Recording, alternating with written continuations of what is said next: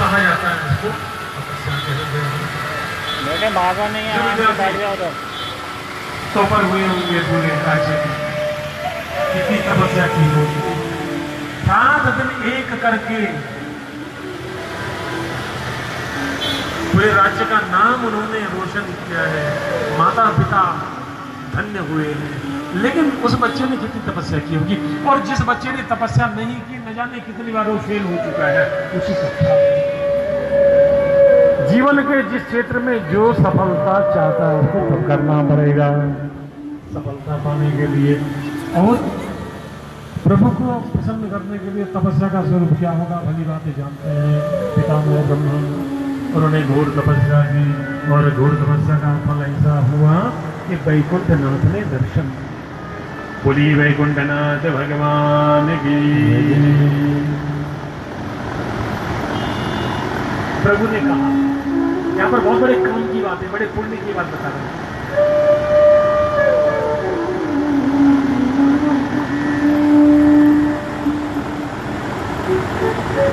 भगवता इति प्रोक्तम भागवतम। श्री हरि के मुख से जो प्रकट हुआ है वही भागवत है, और यहीं पर प्रकट हुआ है चतुश्लोकी भागवत। 4 श्लोकों में पितामह ब्रह्मा को सुनाते हैं, आत्मज्ञान देते हैं। ब्रह्मा जी नारद जी को सुनाते हैं, नारद जी ने व्यास जी को सुनाया जब घोर असंतोष में थे। व्यास जी ने अपने पुत्र शुकाचार्य को सुनाया, सुखदेव जी ने राजा परीक्षित को सुनाया, और उसके बाद सूत जी ने शौनकादि ऋषियों को सुनाया, और उसके बाद में इस जगत में भागवत जी का ये विस्तार हुआ। लेकिन मूल रूप से जो भागवत है वो यही है जो अब वैकुंठनाथ के मुख से प्रकट हो रहा है। निष्पाप है विधाता ब्रह्मा जी अपनी बनाई हुई रचना से मोह हो जाता है, आसक्ति हो जाती है। जिस चीज को हम अपने हाथों से बनाते हैं ना, उससे आसक्ति हो जाती है। अब आपने रचना करनी है इस जगत की, जगत का विस्तार करना है, कहीं आपको मोह ममता आसक्ति न हो जाए, इसलिए मैं आपको आत्मज्ञान देता हूं। माया तत्व का ज्ञान दिया, जगत तत्व का ज्ञान दिया, आत्म तत्व का ज्ञान दिया, और ब्रह्म तत्व का ज्ञान दिया। इन 4 श्लोकों में बड़ा पुण्य मिलता है। इसको सुन करके इसको कोई याद कर ले तो बहुत बड़ी बात हो जाएगी। लेकिन प्रेम से ध्यान से अगर कोई सुन ले इसको, बड़ा भारी पुण्यदायी ये भागवत है। आप कहीं मोहित न हो जाए अपने हाथों से बनाई हुई रचना को देख करके, इसलिए मैं आपको आत्मज्ञान देता हूँ। अहमेवा समीवाग्रे नान्यद सद सत्वरम पश्चादहम यदेदच्च यो वशिष्येत सोऽस्म्यहम्।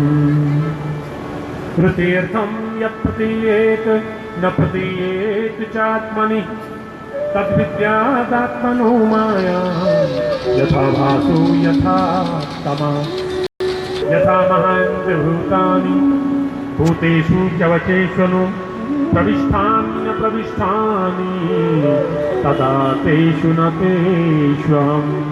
और अंतिम और चौथा श्लोक जब कहा, एतावदेव जिज्ञासं तत्त्वजिज्ञासु आत्मनः अन्वय व्यतिरेकाभ्याम यच्चात् सर्वत्र सर्वथा। बोली भागवत स्वरूप भगवान की। ये भागवत प्रकट हुआ है प्रभु के मुख से। पितामह ब्रह्मा दोनों हाथ जोड़ करके ध्यान से सुनते जा रहे हैं।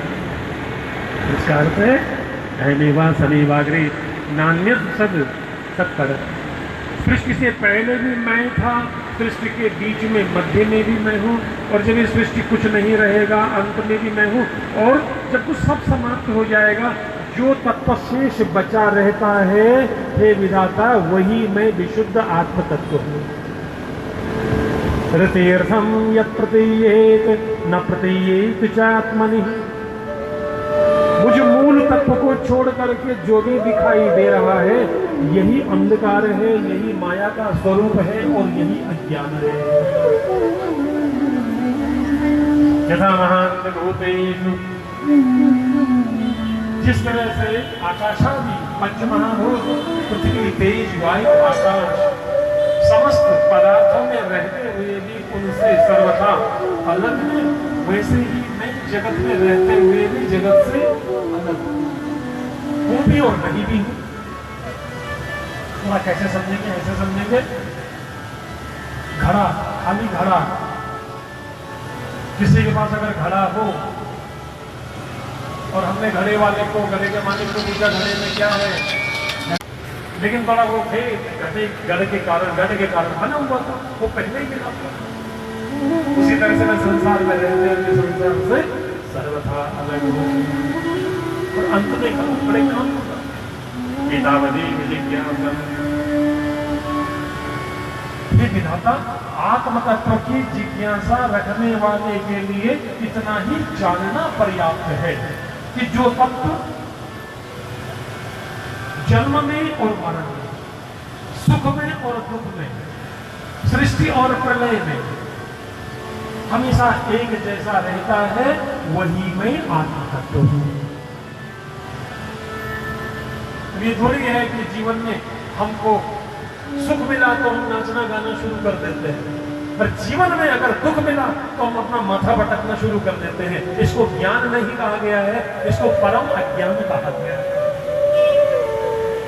इसको कैसे समझेंगे?